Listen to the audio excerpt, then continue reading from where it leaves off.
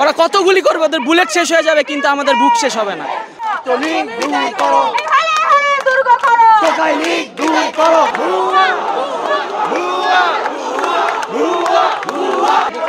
হল ছাড়ার যে সিদ্ধান্ত এসেছে সিন্ডিকেট থেকে, এটা আপাতত আমরা কেউ মানছি না।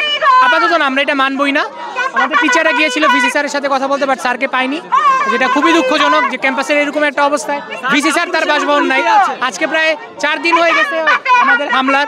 ভিসি স্যারের এখন পর্যন্ত কোনো স্টেটমেন্ট আমরা পাইনি, খুবই লজ্জাজনক। শুধুমাত্র ইউজিসি না, পুরা দেশে শিক্ষা প্রতিষ্ঠান, ইউনিভার্সিটিগুলো, স্কুল কলেজ সব বন্ধ করা, এটা কেবলমাত্র আন্দোলনটাকে ধামাচাপা দেওয়ার জন্য করা হচ্ছে, এটা ছাড়া আর কিছু। ইউজিসির এই এখতিয়ার নেই হল বন্ধ করা, ইউনিভার্সিটি বন্ধ করার এখতিয়ার 73-এর অধ্যাদেশ অনুযায়ী ইউজিসির এই অধিকার নাই। সো এই যে আদেশ, এটা সম্পূর্ণ অবৈধ একটা আদেশ, সংবিধান পরিপন্থী একটি আদেশ।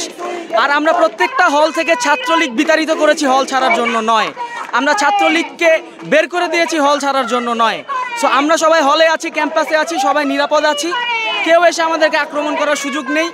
এই এক্সপায়ার ডেট কোনো প্রতিষ্ঠান, যেমন র্যাবের মতো প্রতিষ্ঠান, বিজিবির মতো প্রতিষ্ঠান নিয়ে এসে আমাদেরকে ক্যাম্পাস থেকে তাড়ানো যাবে না।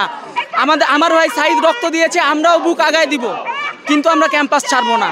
ওরা কত গুলি করবে, ওদের বুলেট শেষ হয়ে যাবে কিন্তু আমাদের বুক শেষ হবে না। 2 দিন ধরে আমাদের উপরে, সাধারণ শিক্ষার্থীদের উপরে এমনভাবে অ্যাটাক করা হয়েছে, পুলিশ সহ, গুন্ডা বাহিনী সহ, টোকাই বাহিনী প্লাস লীগের সব কিছুই, সবাই আমাদের পেছনে লেগে পড়ছিল। কিন্তু আমরা এখনও, আমাদের মনোবল যায় নাই। আমরা জানি যে আমাদের যৌক্তিক দাবিটা আমাদের আদায় করতেই হবে। এটা এখন আমাদের একটা, এখন হচ্ছে এই যে আবু সাইদকে, তারপর সাধারণ শিক্ষার্থীদের যে হচ্ছে যারা মেরেছে, খুন করেছে, হত্যা করেছে, তাদের বিচারের জন্য সরকার দায়ী। এই সরকার এদেরকে কমান্ড দিয়ে এগুলো করাইছে, এবং আমরা এই খুনের দায় শেখ হাসিনাকে নিতে হবে, সরকারকে নিতে হবে। নইলে এই দায় হচ্ছে এই পুলিশ বাহিনীকে কমান্ড করার যে থাকে তাকে দায় নিতে হবে। আমাদের এই বাংলাদেশের যেভাবে আমরা টিকে আছি, সাধারণ শিক্ষার্থীরা এখনও আমরা ভিসির বাড়িতে আসার সামর্থ্য বা যোগ্যতা রাখি, আমাদের মনোবল আছে। মনোবল দ্বারা তো সব কিছু হয় না, প্রোটেকশনও লাগে, কিন্তু আমাদেরকে প্রোটেকশন দেওয়ার কেউ নেই। আমরা কার কাছে বিচার চাই? প্রশাসনকে বলতে চাই যে আমরা আপনাদের সন্তান, আপনারা আমাদের সিকিউরিটি যদি নিশ্চিত আজকে না করেন, তাহলে এটা আপনাদের সারা জীবন, এটা আপনাদের কলঙ্ক হয়ে থাকবে। আপনারা কিন্তু জাতি আপনাদেরকে ক্ষমা করবে না। আমরা এখানে হল ছাড়তে চাই না, হল আমাদের, আমরা হলে থাকা আমাদের এটা অধিকার। এখন কেন আমাদেরকে হল ছাড়তে বাধ্য করা হচ্ছে আমরা এটা বুঝতে পারতেছি না। এটার ব্যাখ্যা দিতে হবে তাদেরকে, কেন আমাদেরকে এই মুহূর্তে হল ছাড়তে বাধ্য করা হচ্ছে।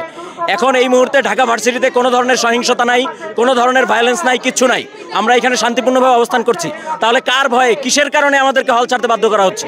আমরা হল ছাড়বো না এখন। এবং যদি হলের যেই নিয়মিত যেই সার্ভিসগুলি সেগুলো যদি বন্ধ করে দেয়, তাহলে এটার দায় প্রশাসন নিতে হবে।